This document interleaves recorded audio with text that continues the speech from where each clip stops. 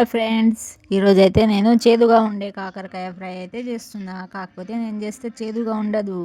Fry చాలా టేస్టీగా చాలా బాగా ఉంటుంది. కారం కారంగా ఇలా ఒకసారి చేసి ట్రై చేయండి. ముందుగా మనం కాకరకాయలను ఫ్రెష్గా కడుక్కొని వాటిని సన్నగా ఇట్లా కట్ చేసుకోవాలి. దాంట్లో ఉన్న గింజలను తీసి పక్కన పడేయండి. తర్వాత మనం కడాయి పెట్టుకొని ప్యాన్లో ఆయిల్ వేసుకొని కాకరకాయలను డీప్ ఫ్రై కాకుండా నార్మల్గా ఫ్రై చేసుకోండి. తర్వాత కడాయిలోనే కొంచెం పసుపు, కారం, ఉప్పు, కచ్చపచ్చగా దంచి పెట్టుకున్న వెల్లుల్లికాయ వేసి మొత్తం కలిపి కొద్దిసేపు ఫ్రై అవ్వనివ్వండి. తర్వాత కొత్తిమీర వేసుకొని సర్వ్ చేసుకోండి. అంతే, ఈజీ, సింపుల్. తర్వాత ఇంకా వంకాయ పెరుగు చేసిన. ముందుగా పెద్ద సైజు 2 వంకాయలను తీసుకొని వాటిని రౌండ్గా మంచిగా కట్ చేసుకొని ఇప్పుడు కొంచెం 1 స్పూన్ శనగపిండి, 1 స్పూన్ బియ్యం పిండి, కారం, పసుపు, ఉప్పు, ధనియాల పౌడర్ ఇవన్నీ వేసుకొని కొంచెం వాటర్ వేసుకొని బాగా కలుపుకొని మనం కట్ చేసి పెట్టుకున్న వంకాయలకి ఇవి రాసుకొని పక్కన పెట్టుకోవాలి. అన్నింటికి కూడా రాసుకొని పక్కన పెట్టుకోవాలి. ఇప్పుడైతే ఒక ప్యాన్ తీసుకొని 1 స్పూన్ ఆయిల్ వేసి మొత్తం స్ప్రెడ్ అయ్యేటట్టుగా చూసుకోండి.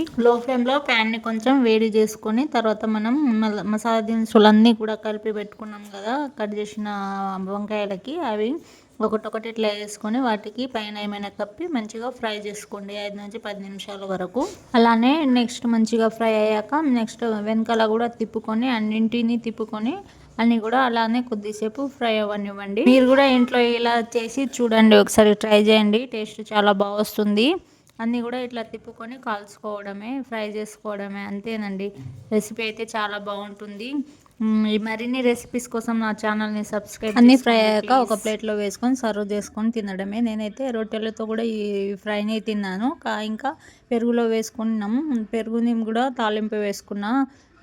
ముందుగా మనం పెరుగు ప్యాకెట్ తీసుకొచ్చినాక పెరుగుని మొత్తం మంచిగా బాగా కలుపుకొని అందులో వాటర్ వేసి పక్కన పెట్టుకున్నా. తర్వాత తాలింపు కోసం తాలింపు దినుసులన్నీ కూడా వేసుకున్నాను.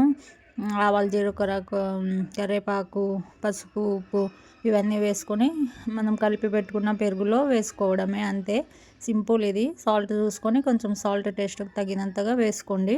సాల్ట్ వేసుకుంటేనే టేస్ట్ చాలా బాగా వస్తుంది. ఇంకా తర్వాత మనం ఫ్రై చేసుకున్న వంకాయ ముక్కలు ఉన్నాయి కదా, అవి అందులో వేసుకొని తింటే అబ్బా టేస్ట్ అయితే చాలా సూపర్ అంటే సూపర్ వచ్చింది. ఫస్ట్ టైం చేసేవాళ్ళు ఇలా ట్రై చేయండి, చాలా బాగుంది. అన్నంలో అయితే బాగుంటుంది. ఎండాకాలంలో కదా ఇలా చల్లగా చాలా బాగుంటుంది. ఇలా నైట్ డిన్నర్లోకి చేసుకొని తినండి. అంటే మనం కడుపు నిండా తింటాం కదా, చల్లగా నిద్ర కూడా చాలా బాగా వస్తుంది మనకు. నైట్ టైంలో తింటే పెరుగుతో నిద్ర చాలా బాగా వస్తుంది కదా. కొందరు నిద్ర రాక ఇబ్బంది పడుతుంటారు కదా, అలాంటి వాళ్ళకైతే ఇంకా చాలా బాగుంటుంది టేస్ట్.